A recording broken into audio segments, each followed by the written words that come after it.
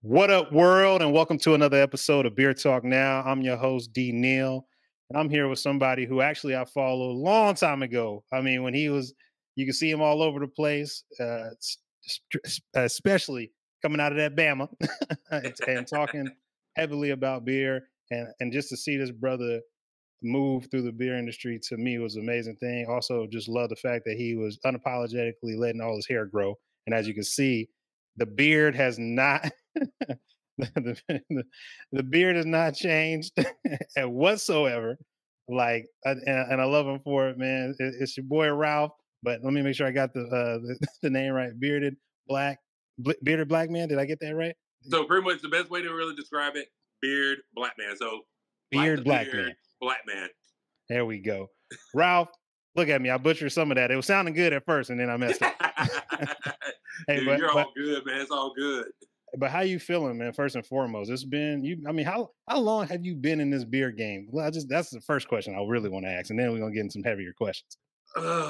So I've been in craft beer. I've been working in craft beer since 2015. So I've been in craft beer, either pouring or, selling beer and whatnot since 2015. I think I started back in September 2015, now that I really think about that.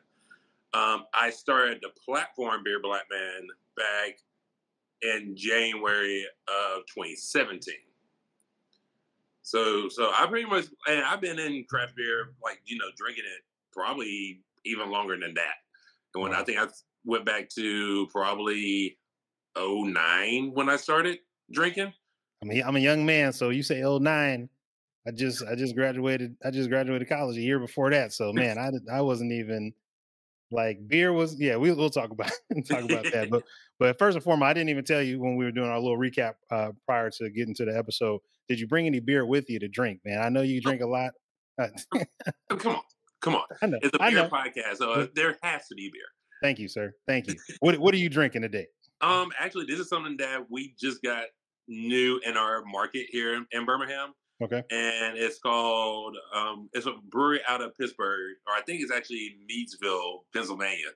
But it's called Voodoo Brewing, and it's called Good Vibes. They're West Coast IPA. Okay. All right. Yeah. What percent? Yeah, go ahead. Yeah. What percentage is that? I like the can art. It's 7.3 ABV. And it's pretty much like a West Coast style IPA. And it's very much as classic of a West Coast style IPA that you can get. I like it. Well, right now, shout out to Drake's Barrel House out here in San Leandro, California. They always hold me down. Shout out Devo, Miguel, the head brewer. I mean, the head brewer, brewmaster. And I got Death of the Suns. Okay, this is their. Hopefully, I think I got too much light on that joint. Yeah, the Death of the Suns. This is a 13.5 bourbon barrel aged and imperial stout with Amburana wood. I don't even know what that means.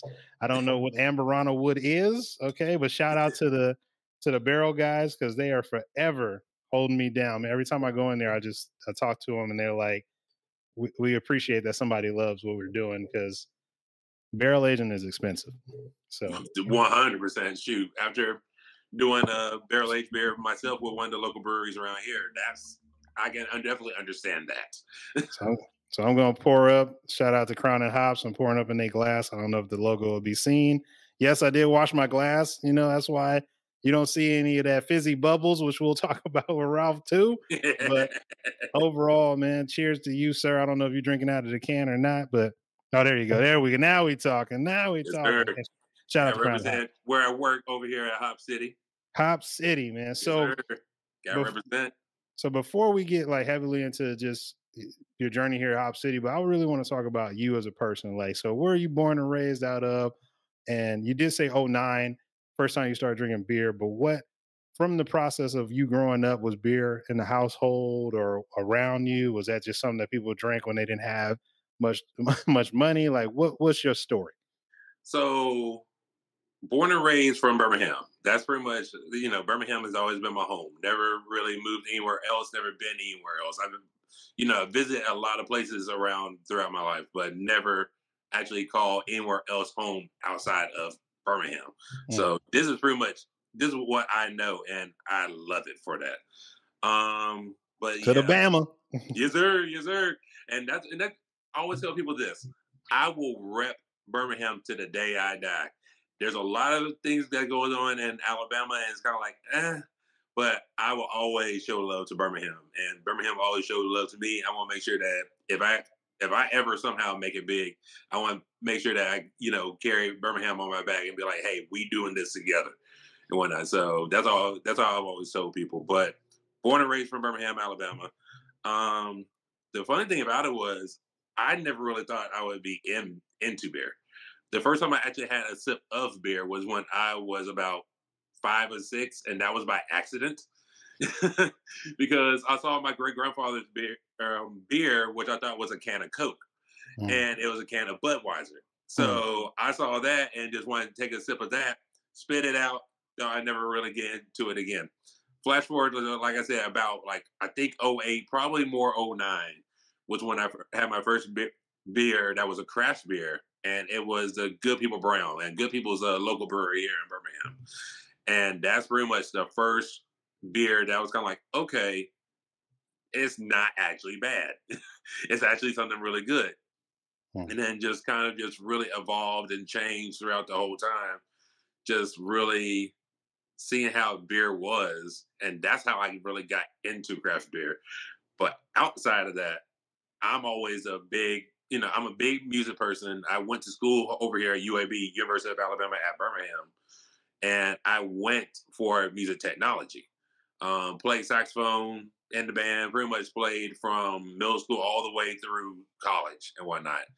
And like I said, went for music technology, but then found out that it really wasn't for me. Like that wasn't really the route that I would really want to go for. Then when I started really getting to craft beer and really talking about, learning about it, that's where I was kind of like, you know what? Let me just let me see what's going on. Let me see what actually is happening. And that really was where I was like, craft beer is going to be my job. That's going to be my career. That's where I want to be and whatnot. And just it wasn't really anything that I just thought that it was going to be something that was going to be monumental. I was just thinking that's what I like to do. I like to talk about beer. I like to let people know about what's going on with it. And here I am today. Now I'm the bar manager, social media manager, and event coordinator over at Hop City over here in Birmingham. And we're a local craft beer and wine store. But then we also have a beer bar and wine bar available. And I pretty much just started this. I started the position for a bar manager at the beginning, actually about 2 months ago and whatnot. So this is pretty much a brand new thing. I've been at Hop City for like the last 7 years. Mm. Never thought I would be able to be in the position that I am today, especially like one of the few black people in craft beer in the whole industry in the whole city of Birmingham, much less probably in the whole state of Alabama and Mm. whatnot. So this is something that it took a long time for me to get to this point. And again, I never really thought I would get to this point, but I freaking love it for everything I've done. And now get to have a bar program running in the way that I want to see it. And I think it's been doing pretty good so far. I mean, a lot of people have been like when I put, the beers I put out there. So I'm kind of like, I guess I'm doing something right. And again, I remember hearing one of the episodes and your vision of what it is you want to do. So I'm glad that it is turning out in that positive way. And not only that, the amount of work that it takes and that people probably don't see day to day, that I think is a wonderful thing as well. When you mentioned your grandfather, what was your relationship with your grandfather? Was it you around him all the time? Or did he always have a Budweiser? Did your dad have like what was around your house daily when it came to pop sitting down and taking a sip? So that's funny about because it was always like my great grandfather, he was always the main person. Like most of my family never really drank, my immediate family. So more like my mom and my dad, they never really drank in front of me when I was younger. Now my great grandfather, he would always drink Budweiser. That was always his like beer of choice. And I was always around there, around him. I mean, grew up with my great grandmother and great grandfather. They always were pretty much when my mom and my dad were, at work and I wasn't in school during the summertime, I was always with them because my grandmother, she lives in Detroit or lived in Detroit during that time. Hmm. So my closest bit of family that was, like grandparent wise was my great grandmother and great grandfather. So they were always around with me. My great grandfather passed when I was in the sixth grade. So that was probably in 97, 98, and whatnot when I was in middle school and whatnot. So he passed by that point. But I learned a lot from him. I didn't really learn a lot of beer just because, like I said, that wasn't really when I first learned what beer was. I was kind of like, okay, cool. I'm not doing that. Just take it out of the way. But getting into beer now is kind of like it's kind of interesting that he accidentally showcased what beer was back then, and now I'm kind of bringing craft beer into my family and showcasing how it is now. Because a lot of people don't really drink craft beer in my family, Mm. much less beer. Period. Yeah. They might drink the regular Coronas, the Buzz, the Coors, all those kind of things. But to me, that not too often do you see somebody drinking IPA. Not too often do you see somebody drinking a sour or a stout or whatever.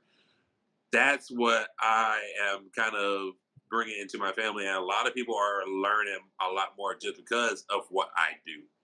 And I'm not saying that I'm a trendsetter or whatever, but this is pretty much what I've been doing, and a lot of people kind of been just seeing what I get into and kind of just asking, and I'm always just interested to see what they like when I. Mm. That's always been my thing. I mean, I'm not telling my family just because I'm in craft beer, you got to get into it now.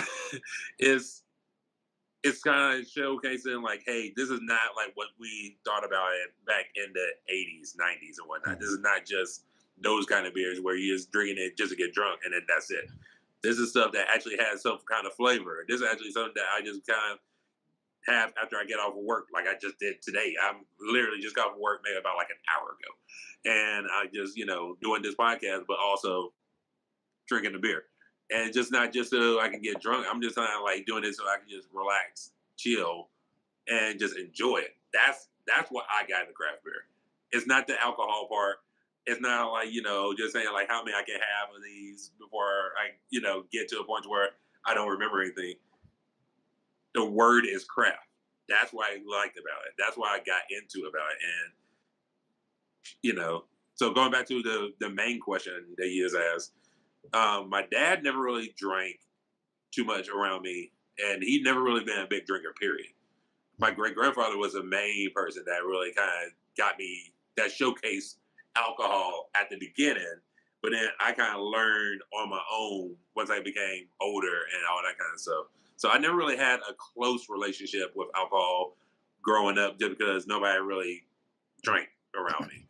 But once I got older, that's when I got into it. After that point. Mm. And so for you, being a Hop City now, but just that transition of like coming out of that, no one really drinking except great grandpops, and going through the aspect of you wanted to do music and actually do the technical aspect of it, which I'm gonna get back to, because I mean to play saxophone and all that. You don't hear a lot of people saying they want to be musicians.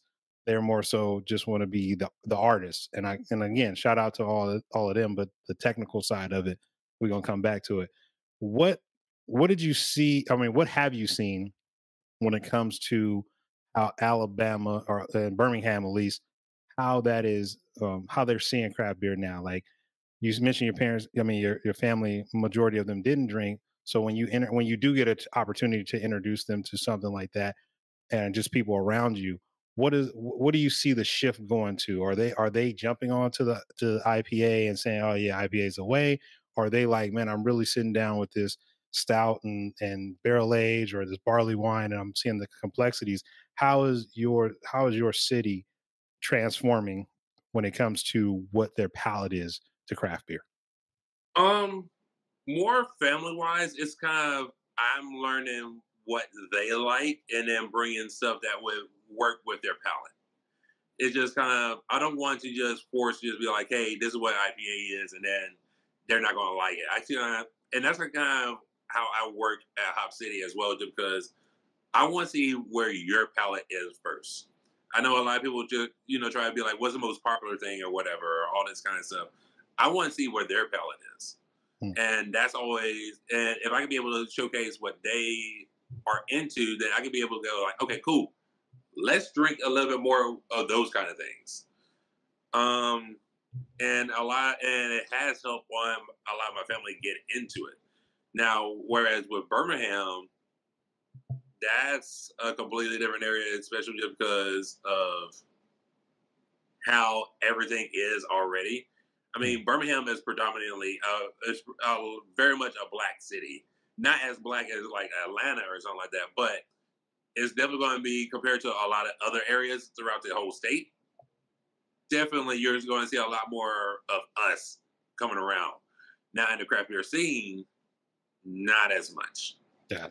And it's one of those where it's, I wish that we had the scene that Atlanta has. I wish that we had the opportunity to have a lot of people working around in craft beer compared to, like how we have it here. Now, Mm.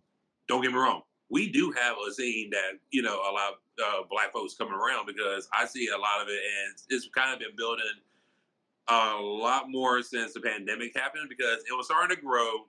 I feel like it tapered off when the pandemic happened. But then now, since people are coming out and getting back out there and seeing all the different kind of things, I'm seeing a lot more of people that I have never seen, especially that looks like us, come into places like Cop City or a lot of the breweries around town and whatnot. And it's really kind of cool just to be able to see what they are into and whatnot. Because a lot of times you would think that they might not like some of the bitter stuff, but then they get into it. Or they Mm. might like some of the, darker, stouts like what you're drinking, or some of the sours and whatnot. It's not the biggest scene compared to Atlanta, or maybe like New York or Cali or anything like that. But we got our own stuff, and I think we're starting to slowly grow. Birmingham as a whole is still growing, just as a city, craft beer scene, whatever.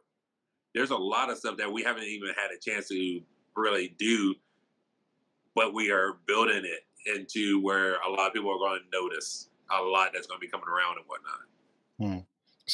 So in Hop City, when you look at something like Barrel and Flow, you look at people like L Sharpton, you look at Atlanta Beer Boutique, because you mentioned Atlanta quite a bit. So I just want to shout them all out. The Craft Beer Connoisseur, the women that brew with the Venus beer. How what is your pitch to continue to get this momentum of Black people coming into the space of craft beer in a city like Birmingham, because it's still growing and pretty much still experiencing, and I'm not gonna say experiencing, still finding itself in this new era, I guess, in that regard, of especially things like beer, restaurants, and then all the way that this migration is happening where people are leaving Cali, New York, uh, and coming into places like Alabama, Mississippi, Houston, Texas. Like, how are you approaching them for those who do walk in the door, and then how are you marketing to those who you want to get into the door? It's more just showcasing, number one, the fact that I'm there. Somebody that looks like them, and just a lot of times you don't get to see that as it is. The fact that once they come in, I'm looking at them, I'm kind of like, hey, I see you, I notice you and whatnot, because that sometimes a lot of us don't get that, have that feeling, or feel like we're not welcome and whatnot. I want them to know that they are welcomed here, and I want them to know that when they're here, I got you. And I want to make sure that you're having a good time. I'm making sure that people know that you're able to be welcome, and that's for anybody that walks in. You know, I might, no matter if I'm in a good mood, bad mood, whatever. I want to make sure that those people, especially the people that are not really seen too often, they get that welcome, feeling and whatnot. And the thing about it is, that's kind of where it begins. If you feel like you're welcome there, then you might be able to get more into other styles of beer, even if you might not like, what you might have had throughout the whole time. There might be a chance that you might come back around. I mean, the fact that we have like 66 options on our draft wall at any given time, that helps us out. go into another beer place, you might not have that many, beer options or whatever. You might just only have like 5 or 6. You might have, 10 or 20. Mm. But if you're able to get somebody once they come in and let them know, like, hey, you're welcome. You're welcome. You got a seat here. That's what makes things a lot easier, and that's what makes things more of a comforting kind of opportunity.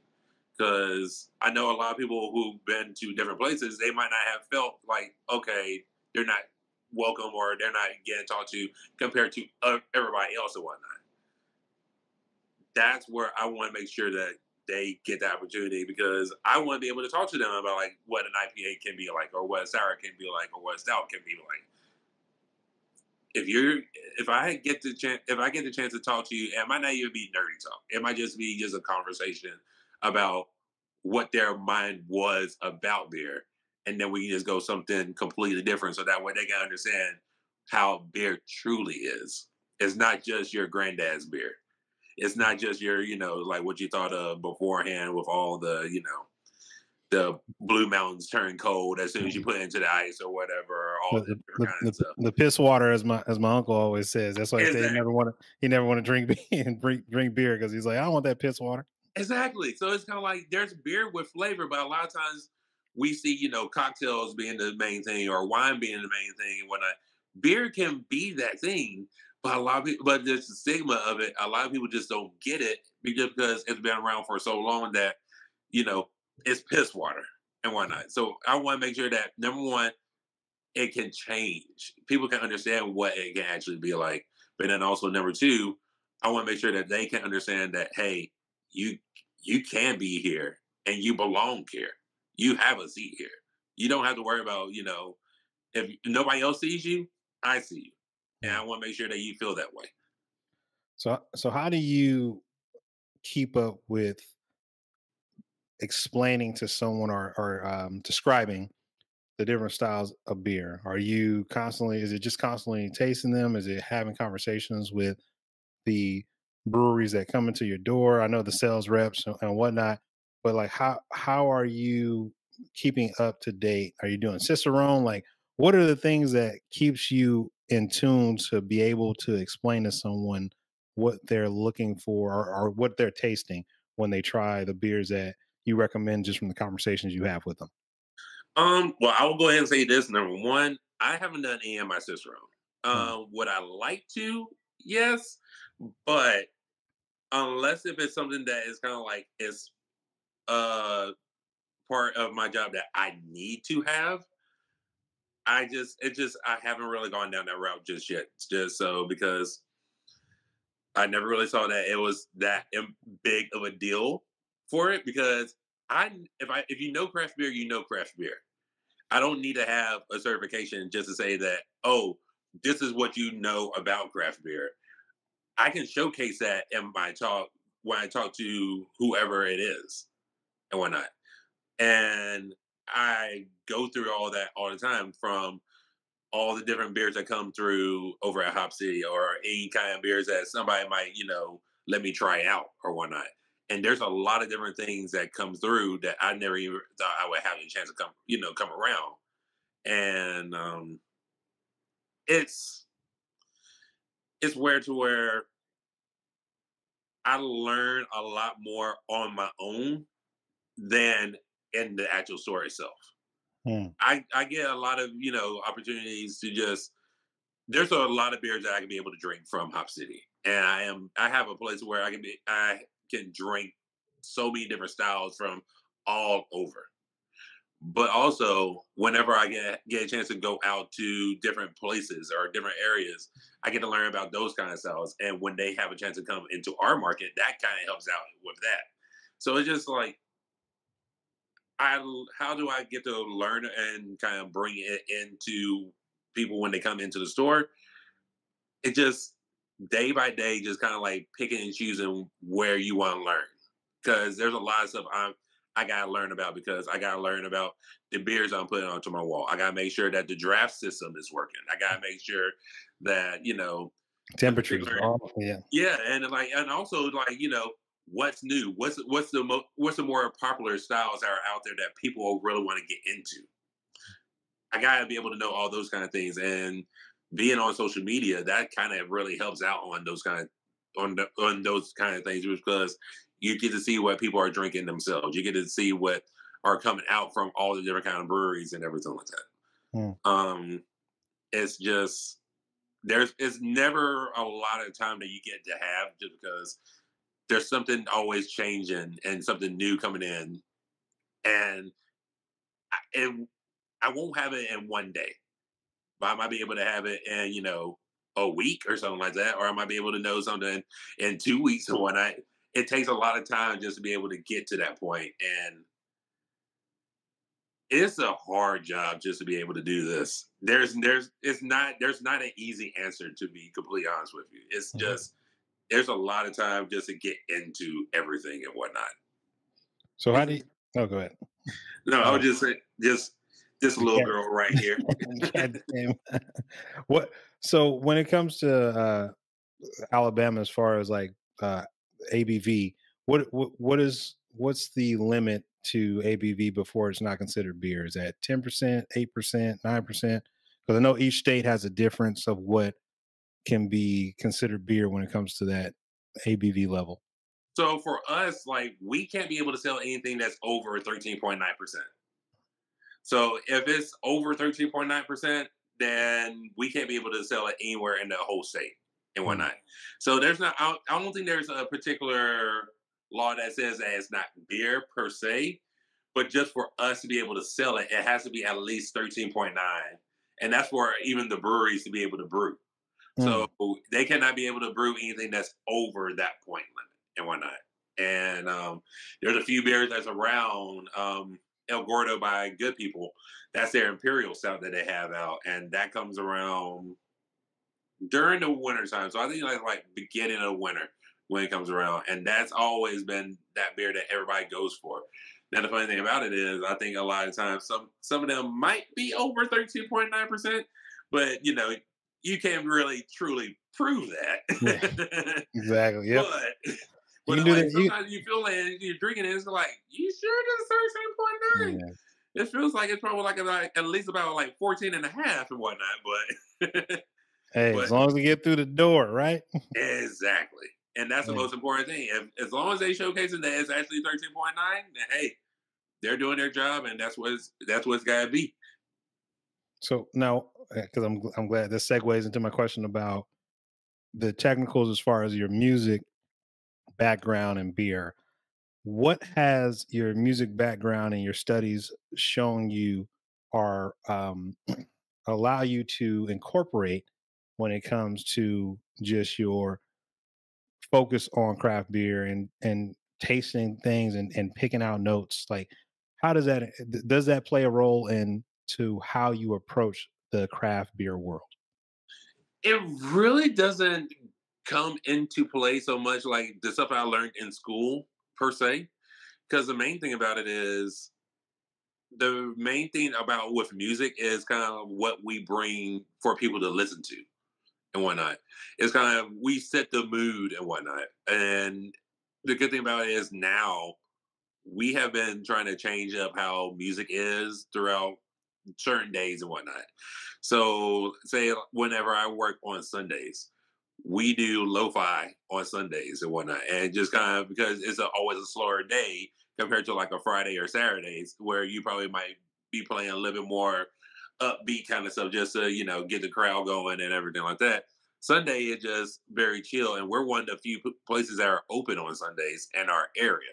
So Mm, it just kind of, we've always just thought about just having it to where people can come in. It's relaxing. It's nothing too crazy. It's not. We're not playing the lo-fi that puts you to sleep, but it's kind of like just the lo-fi that it makes it to where you're interested in what's going on and whatnot. It feels like almost like you're stepping into like a coffee shop, that kind of vibe and whatnot. mm, And I remember, I forget when it was, but this was like probably sometime last year. Somebody came in and said like, this feels like a New York store, and we were playing the lo-fi music and whatnot, and just kind of like that kind of feel. And that's what my music knowledge have brought into going into craft beer now.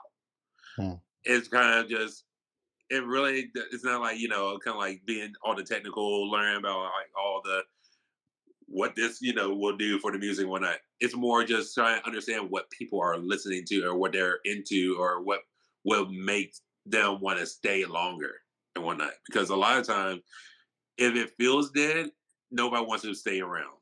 But if it feels like if it feels like there's a party going on, or if it feels like it's fun, then people want to stay around and whatnot. Especially, like I said, on Fridays and Saturdays. So that's why we try to you know, amp up the music a little bit. And especially when I close on Saturdays, sometimes I bring in like the 90s dance music and whatnot. So it just kind of it brings it to where nostalgia comes in, brings a song that you haven't heard in a long time. It's kind of like, oh, those kind of things. Or we'll probably play a TRL playlist and whatnot. And you'll probably hear Backstreet coming through or, like TLC or all this different kind of stuff going on. And just makes it to where it's fun that you're just hanging around. Now, there are some times where we might be able to just, play like hip hop or, classic rock or, 80s, whatever. And those are the kind of things. We just try to make it to where people are not just going to be bored, but then also it's not just your standard stuff that you hear everywhere else. We are kind of just that. Best way I always tell people is Hop City is one of those places where we're kind of like the island of hidden toys or the island of lost toys. That's how we have always been, and we kind of embrace that idea of we're a bunch of nerds. We like different kinds of style of music, and this is what you get into. But then there's a lot of times where people really appreciate that because they don't get to hear the kind of music that we play anywhere else, and that makes it fun. So the music part is more just trying to make sure that people are enjoying what they're listening to than anything else. Mm. Hop City, that's where we got to go. Ralph, 30 minutes go by so fast. But yeah, this is I guess my last question for you is what would you like for craft beer to be in Birmingham in the next let's just say next 2 years, because 5 years it seems it can come by fast, but I think with the way things are moving with social media, 2 years is like it's like a light speed jump. So like what do you see happening for yourself and craft beer in Birmingham in 2 years? I want to see more places black owned in craft beer and whatnot. Like that's something that we don't have at all in the whole state. I mean, pretty much we had a brewery here in Alabama that was called Band of Brothers, and they were in Tuscaloosa, Alabama. That's about like a 45-minute drive from Birmingham and whatnot. And that was before the pandemic. They opened back in 2016, but then they closed just before the pandemic started. Um, but that's something that I wish that we could be able to have around here. We have plenty of black-owned restaurants. We have plenty of black-owned shops. We have plenty of black-owned restaurants and whatnot. There's no black-owned craft beer establishments at all, whether it's a shop, a brewery, bar, whatever. We don't have anything like that in craft beer. Now, I will give shout-outs to Ashley, a.k.a. Brew Black Girl. Yes. And, Shout out to Ashley. Yeah, like and Caitlin, both of them are killing it here in Birmingham, and they're doing their own thing. I mean, both of them, especially Kate, who is about to be. She's actually the head brewer of a brewery. I forget the name of it, and I do apologize on that. But both of them are really doing awesome things, and I know that either one of them, me included, can be able to come up with our own brewery or beer bar or whatever. But that's something that I want to be able to see. And I feel like if we have something like that, that can make a lot of things change in craft beer, especially here in Birmingham. But also something that I want to be able to see is a lot of craft beer options available in black neighborhoods. I live in a place called Avondale, and it was predominantly a black neighborhood back when I was growing up. Once I, left college, and thanks to Avondale Brewing Company, a lot of people started to recognize Avondale. The only thing about it is it became more white after that. And the funny thing about it is, if you go over the train tracks to the other side of Avondale, which is predominantly black, it's completely different idea. And you don't get to see the same things that we have on my side of Avondale compared to the other side of Avondale. And even still then, there's a grocery store, one of the Piggly Wigglies, that's about a 10-minute drive from here, from where I live at. And they don't even have any craft beer options. It's pretty much just your Stella, your Bud, your Millers, your Coors, your Mad Dogs, all those different kind of things. They have those options over there, but yet all the craft beer options that I get, like in my gas stations down the street from me, or the grocery store close to me, they don't have that option. I do, but it's kind of like I'm a rock star away from those kind of neighborhoods, and yet there's not any available for them. And then, everybody can say like, well, they don't really drink those kind of things. How do you know? You don't know any of those kind of options because like you're not putting it out there. You're not, a lot of the breweries are not doing tastings at some of these neighborhoods or anything like that. They're able to do it, in some of the majority white neighborhoods and whatnot, but you don't get to see them go over to like Woodlawn or Inslee or Bessemer and do those kind of same things. I want to be able to see those kind of things. I want it to be to where if we're talking about equality, it's got to be equal all the way around. You got to be able to showcase it to where everybody can be able to see it. If you want people to be able to drink your product, bring it to their area. Bring it to their neighborhood. No matter if it's, no matter, I don't care about like going to a different state for right now. I want to make sure that the people that live here are able to know about what good people are doing, what Trim Tab are doing, what Birmingham District are doing, what Uproot is doing, what Kava is doing, what all our local breweries are doing. If they're able to enjoy those kind of things, black people come into Opposite all the time. They are liking it. So that showcase that, yes, black people do drink beer. Yeah, black people love beer. Like, Tio and Benny have on their shirts. Hey, man. That's Crown and Hops yet again. Yeah, and that's the thing about it. Like, we are here. I mean, hell, if we really want to be, technical with it, we brought beer into the world. Mesopotamia, shout out to drought season. Come on now. Like, let's be real. It's like, obviously, we talk about the Germans doing their stuff, the Belgians doing their stuff all the time. How often do we get to hear about Africa bringing beer into the world at all? A lot of people don't get to have those conversations. A lot of people don't know about that. But you can, hear about somebody talk about Weizenfahner all the time. Or, talking about Weiser, and all those kind of things. But we don't get it. Like, we got to be able to showcase that we are here. And that's the thing about it. We don't have those opportunities here a lot in Birmingham compared to, like I was talking about before, with Atlanta. And I will shout out my homeboys, Skinny and Scales, with Nappy Roots and over at Atlantucky. Atlantucky. Because they are doing big things, and I am so glad to know them because they came around and did a collaboration with one of our local breweries here for our anniversary party a few years back. And it was kind of like, we can't be able to showcase those kind of things. They're able to do that. Anybody's able to do that, but we need to be able to have those spots available for people to showcase kind of like, hey, this is a spot for us. This is a spot that we can be able to go to and whatnot. And I feel like once we're able to do that here in Birmingham, it can really pick up with craft, people, black people being in craft beer or just people of color in craft beer, period. Because a lot of the breweries around here are white owned. It shouldn't have to be that way.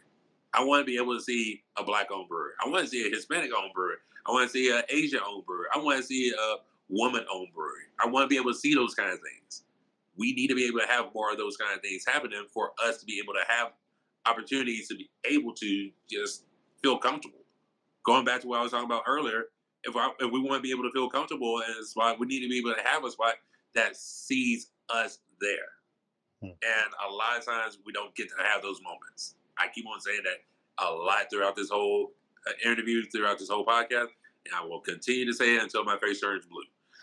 We need to be able to have those spots. It Yep. has to happen because otherwise we're going to keep on feeling like we're not welcome, and just it won't pick up. It won't happen. Yeah, and we won't also see the business of craft beer as well. Instead of not just the craft aspect of it, but also not just being a brewer, being a tap room manager, being sales and marketing, doing the social media aspect, all of those things that you're currently doing at Hop City, like those opportunities. Like somebody needs to brew the beer, and it is a grueling job. Uh, for the breweries that give a lot of respect to their brewers, not just the head brewer or the brewmaster, shout out to them. But for Black folks, I think the challenge that you're really giving, and again, love the BAMA. You know, I'm a Roy Woods Jr. fan, so you know, hey, I gotta throw him in there because he Well, can, he's from Birmingham. He's yeah, like a representative of Birmingham, yeah, Alabama, he from like through and through. Like he Birmingham, was, Alabama. Roy Woods Jr. is a real one. yeah, But what? he will always shout out Birmingham, and he will talk about like things, little things of Birmingham throughout like his stuff. And it's kind Yes, of like sir. I know that, I know what you're talking about, and even going back to what you were talking about, like I've done collaborations with a lot of breweries around here, and I wanted to be able to do that so that way people can see, like, hey, we are making beer out here. We're putting stuff out there for people to drink and whatnot, and it really has gotten to where people have gotten into craft beer because I have done a collaboration and whatnot. They seen me do something. They wasn't even thinking like, oh, somebody, that looks like me is doing that kind of stuff. I mean, hell, Alabama A&M did a collaboration with one of the local breweries over in, not Atlanta, but in Huntsville. And a lot of the alums showed out just because they had a beer from that school. Again, we are here. Yeah. We are able to drink beer. We like beer too. It's not a white thing. It's not just even a black thing. It's for everybody. But we don't get to have those opportunities. We're not being seen and we're not getting our voices heard. Let us speak. Let us Yeah. brew. Let That's us why. get our spaces. That's why Beer Talk Now was founded when I was like, hey man, black people drink beer. And Right. so we definitely, I think the challenge before we get off of this, the challenge is to get with Ashley, yourself, and us to connect and have conversations of how we can help to put these things on. What little funds we can throw that way to make it a starting point. Because as long as you start somewhere and move forward, then you're progressing. I think a lot of times people want to do the big overarching, like, yeah, let's like make everybody aware, but it really always just start with those one or two people doing meetups of 5 or 10 people. Hey, we're gonna do a beer tasting. Just pull up, and Yeah. the more people that pull up, the more you can expand it. But you just got to start somewhere. So we definitely gonna talk, man. Not even off mic, and we already got each other's number and connect. But I definitely want to be helpful in that regard, not just in the podcast, but just in general, because the movement is happening. You see Tio and Benny, and you see Full Circle, like that is amazing for them to collab together to create, the large black owned brewery. And they both out of Cali, Fresno, California and Inglewood. So, so Southern California and then up a little kind of in between Northern and Southern California.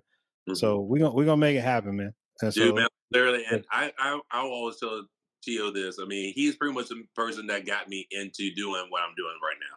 mm, Like, if it wasn't for Black People Love Beer when it first started off, and me seeing how that was, I don't think I probably would even be doing like Beer Black Man. I think I will always tell Tio and Benny I appreciate what they do.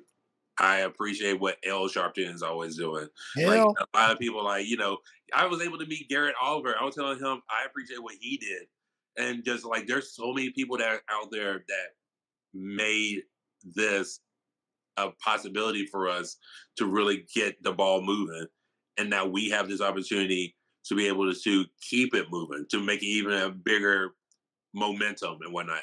The fact that I get to have my platform, the fact that you have your platform, the fact that a lot of people are having their own platforms and whatnot. It started from somewhere, and Tio and Benny and El and Garrett, they kind of really helped us get to this point. And we still got a lot of stuff that we need to be able to do, but I feel like we got a really nice way to make it even bigger than what we ever thought it could be. Hmm. Hey, and with that, we're gonna leave it at that. Shout out to the National Black Brewers Association. If you're not a member, join. You got to make change, and the only way to make change is to get involved. Ralph, it was a pleasure, brother. I'm glad that we finally got a chance to do this, and there's going to be many more off mic. But again, it's been another episode of Beer Talk Now. We back, baby.